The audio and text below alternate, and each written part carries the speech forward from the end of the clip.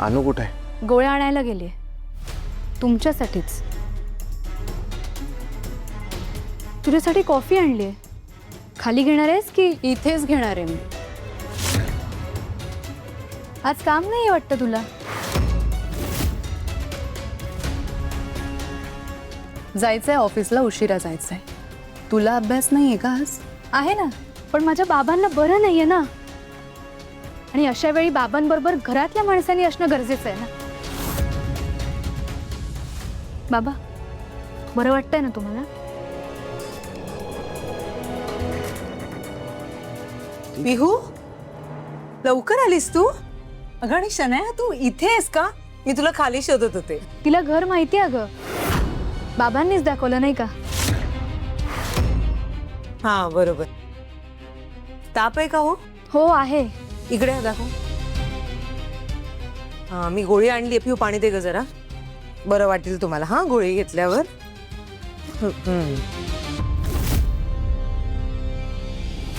अविनाश, हे घे गोळी.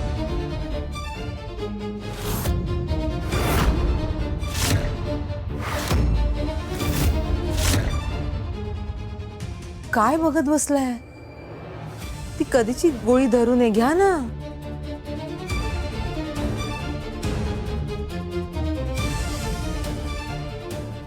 तुझं काय आता? दे पाणी.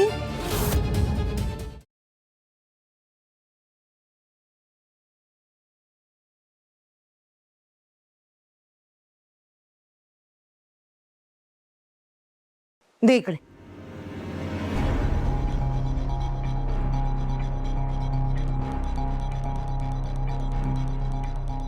गोळी घेतली ना आता? बघा ताप उतरतो की नाही लगेच. बरं वाटेल, नक्की बरं वाटेल. तू कशी गेली होतीस? ऑटोनी? हा, ऑटोने गेले आणि ऑटोनेच आले. अहो, सांगायचं राहिलं, मला मार्केटमध्ये कोण दिसलं माहितीये? तो शूटर. बाबू दिसला होता तुला?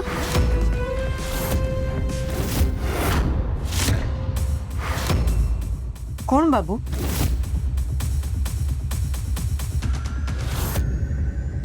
बाबा, तो शूटर दिसला होता तुला? नाही नाही नाही, मी क्लिअर ऐकलं. तू बाबू म्हणाले. Twist of tongue. बाबू नाही, बाबा. बाबा म्हणाले मी. शक्यच नाही, मी नीट ऐकलं. तू बाबू म्हणालीस.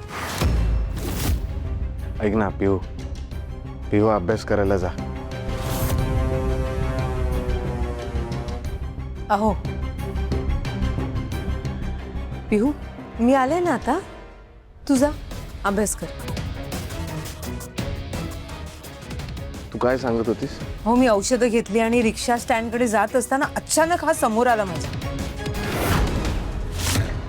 मग पुढे काय झालं? नाही, मग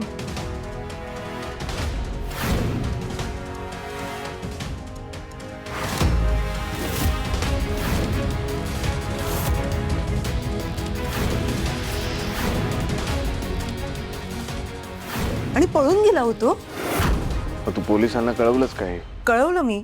ते रिक्षावाले काका होते ना, त्यांच्याकडनं मोबाईल घेतला आणि पोलिसांना फोन करून सांगितलंय मी की तो त्याच एरियात आहे. ती शनाया, पोलीस पकडतील त्याला. मी सांगितलंय की तो त्याच एरियात आहे. तेच तर नकोय मला. त्या मूर्ख बाबूला सांगितलं होतं अंडरग्राऊंड हो म्हणून, तरी तोंड वर करून फिरतोय सगळीकडे. नाही नाही, त्याचे पैसे देऊन त्याला लांब कुठेतरी पाठवला पाहिजे, नाही तर स्वतः पकडला जाईलच आणि मला पण अडकवेल.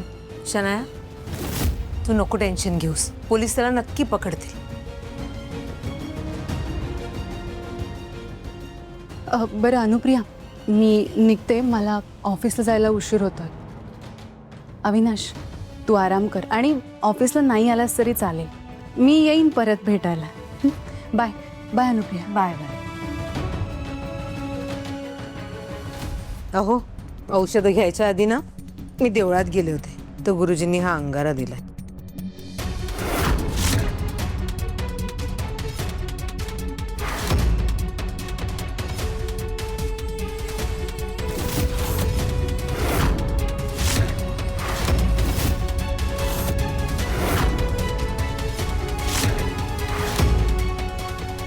पिऊ बाय.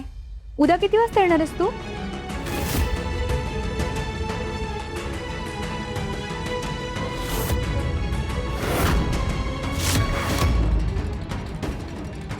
म्हणजे म्हणजे तुझी ड्युटी लागली ना इथे, म्हणून तर रोज येतेस तू हजेरी लावायला.